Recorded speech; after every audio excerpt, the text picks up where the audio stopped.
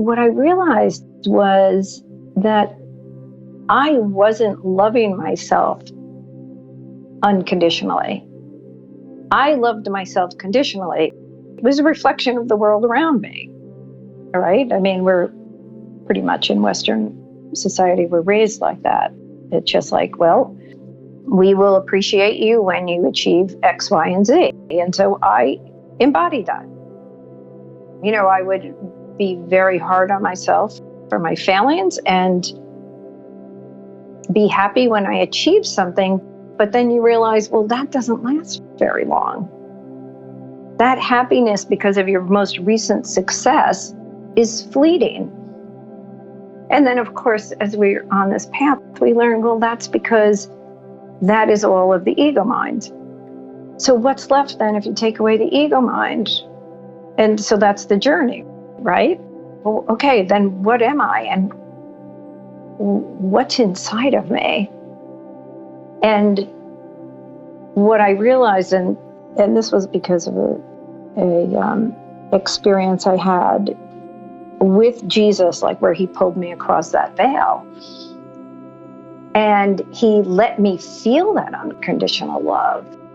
And I thought, wow, well, if he let me feel it, it's not just so that I could feel it, so that I could say, okay, when I die, I'm going to feel that. Great.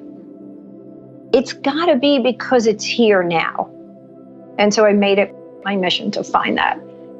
And so this has been a lot of self-work to tease out all the shadow sides of me and saying, okay, so if that you have that insecurity, own it.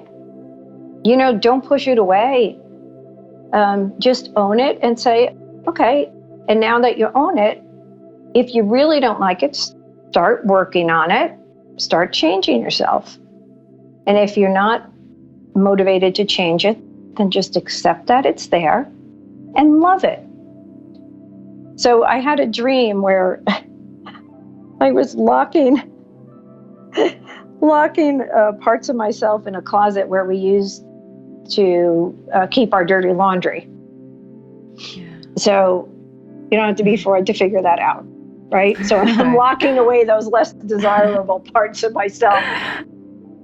I don't want to air the dirty laundry.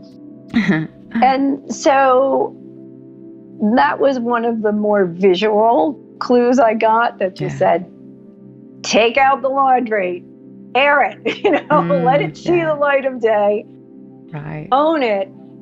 And then I was like, wow, I have so much more energy to even get through the day because I'm not beating myself up, starting with all my dirty laundry. So it doesn't mean that you don't try to improve yourself. It doesn't mean you don't work on yourself.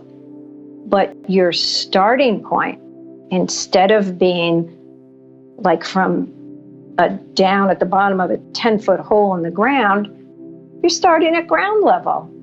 It's like, yeah, okay. So that's kind of how, my journey to unconditional self-love has been a long one, but it's really changed me. And then what I realized is that, wow, now inner peace is not elusive. It's not dependent on who's around me. It's not dependent on the perfect job or the perfect this. It comes from inside me. So then what you realize is you start changing the world around you. And this is actually a lot of the people I work with too. Self-love is just one of the key elements that we all need to work on to change our lives. Because when you get that, that's like the first building block. And we can then really build a much more peaceful life on top of that.